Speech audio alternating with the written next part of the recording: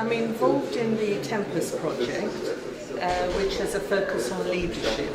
And so the key people like Svetlana, I do know, and your rector, and various other people, because they came to visit us at the University of Greenwich. And that was really nice. We spent maybe 3 or 4 days together. And so I heard about the university.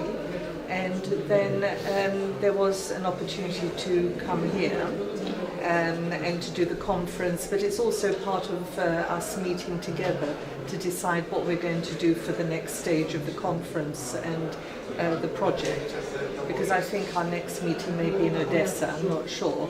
So it's really good because we have people from Estonia and Lithuania and Finland, obviously Ukraine and us, so we're a big group together.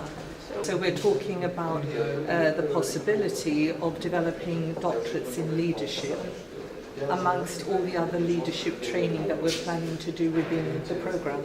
I think it's just to, but it's something that every time I go to a different country, and obviously I, visit universities, it's actually to see how much commonality there is, because if you don't mix with people and you build up these images of they're like this or like that, which is ridiculous, but the students all look the same, the staff all look the same as well, harassed and thinking,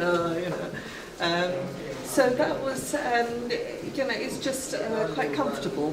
Mm-hmm. But I've worked in other places, for example in the Middle East and so on, and there you might think it was a tradition that was not a Western tradition, but actually when you meet the teachers and the head school leaders and the rectors and inspectors, everybody, it's actually, when you're involved in education, that's your focus.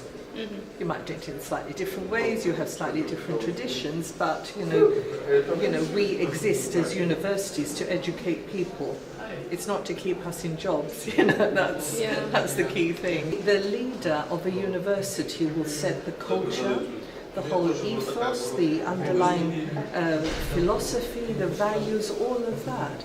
And then that permeates, that spreads out to the curriculum, the way the curriculum is delivered, the way that people interact, the respect that we would have for one another and for the students.